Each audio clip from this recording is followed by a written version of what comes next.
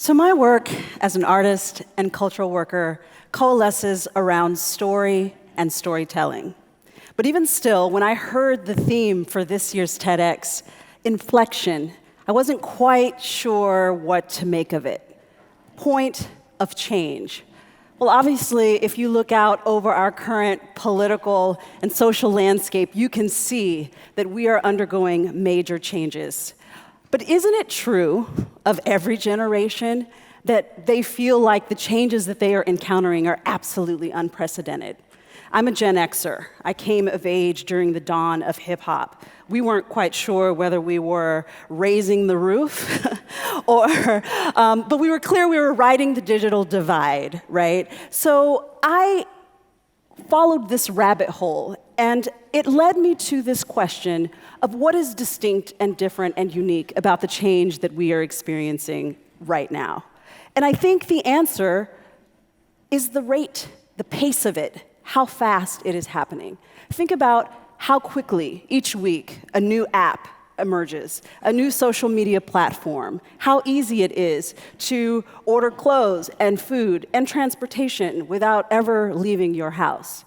So if it's true that change is constant, and it is, we're going to encounter it over and over again, how can we be better equipped to deal with it, to deal with the impact of it? And the answer came to me in this song. I'm going to share the lyrics with you. Not a ripe blackberry hanging on the vine, still new, still green on their way to wine. We came along and picked them well before that time, with such coldness, coldness, coldness, coldness. Ain't that boldness, boldness, boldness, boldness? In the season just before they had been fast and full, we fed up on the dreamers so alive and good. It seemed there were so many no one understood, that with coldness, coldness, coldness comes the boldness, boldness, boldness. Now we've got stains on our hands, stains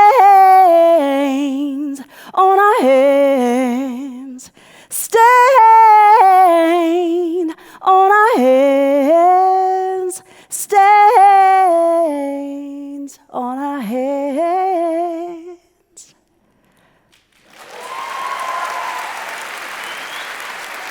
Thank you. So this song was a meditation on youth, on its potential, on how we wield it, on what we do to destroy that potential. That is on the top side. And even as I was thinking about the violence that young people are experiencing right now, the way that they are targeted, that song really connected me to the vanguards of change, our youth.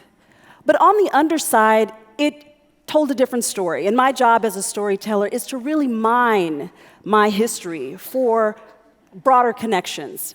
And so, thinking about that song, I was taken back to my early childhood, growing up in West Texas. We always had a garden in the back of our house, and my favorite part of that garden was a series of blackberry bushes that grew in the shade. I would sit and pluck and eat the berries, sometimes way too eager, pricking myself among the thorns, drawing back a hand speckled in blood.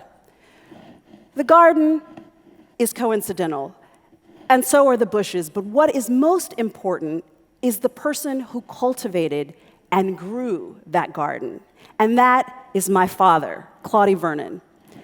This is an image of him and my sister, taken probably around 1954. My father was a farmer, someone who was attuned to nature, absolutely loved cultivating the land. His favorite reference book was the almanac. How many of you have heard of an almanac, by show of hands? Right, old school, for real. And he used it to reference tide charts and moon phases to determine when he was going to plant, when it was the time to harvest, and sometimes just whether or not we should go fishing on Saturdays. And I can see a few of you, a little confusion on your faces, going, well, wait a minute. How old exactly is your father? And more importantly, how old are you? I'll only answer one of those questions.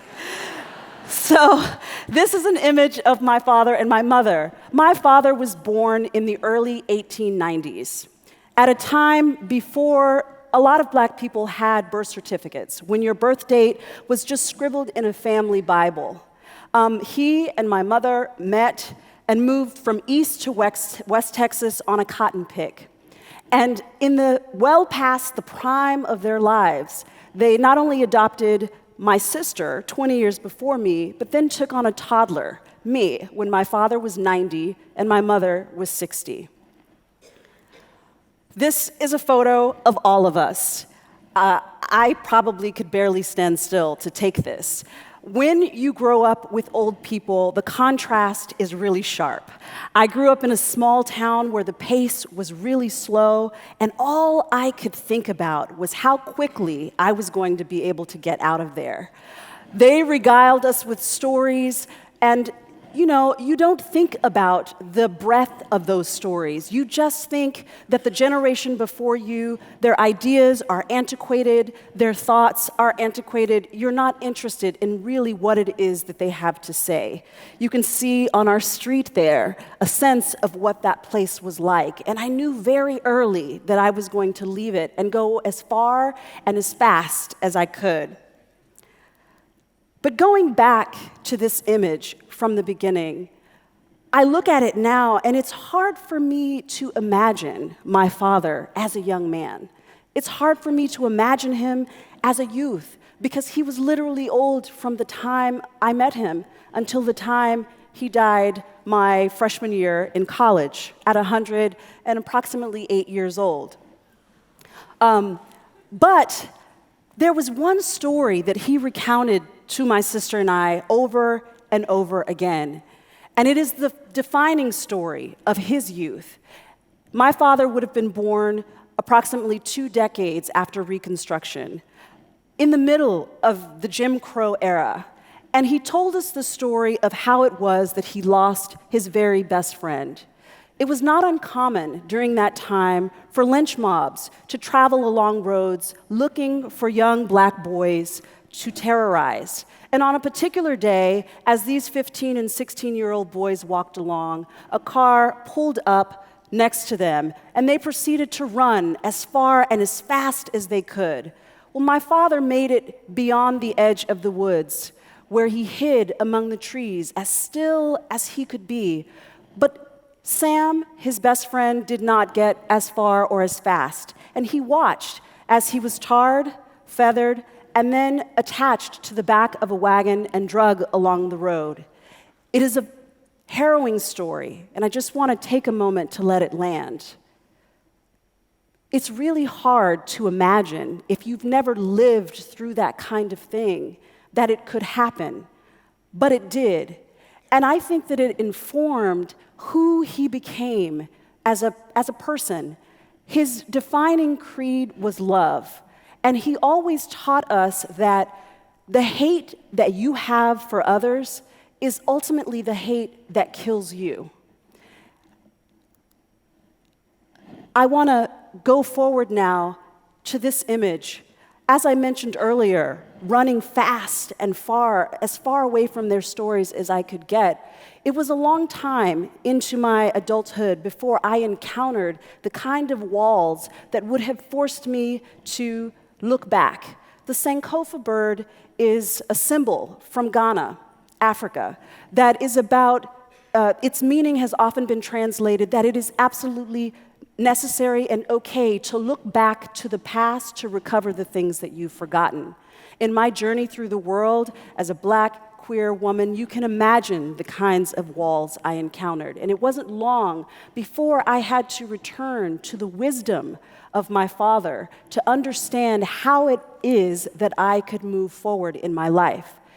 Our elders hold our cultural histories. They carry our bodies of knowledge. How do we make space for them at the table?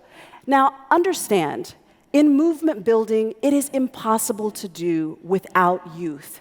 Youth bring energy. They bring fearlessness. They bring fire. They bring courage. And that is absolutely necessary. But somewhere between those two is where we have to mine in order to find the kinds of approaches to organizing, to coalition building, to the movements that we are trying to fuel, and to solidarity work. It can't happen on one side or the other. And it seems at the outset a really obvious thing, but our culture, so obsessed with youth without actually honoring it, makes a mockery of this as a true thing. And so I go forward to this last image of my father and I teaching me how to play the harmonica and how I collided back with some of the teachings that he shared. There are 4 that I've been able to sort of coalesce here and that I want to share with you. The wisdom of elderhood and how it has informed how I move forward in my life. Number 1, sometimes slower is better. Think about the way that your food is grown. You can have it grown quickly on agrochemicals, or you can have it grown organically and over time, in its season, right? In its season.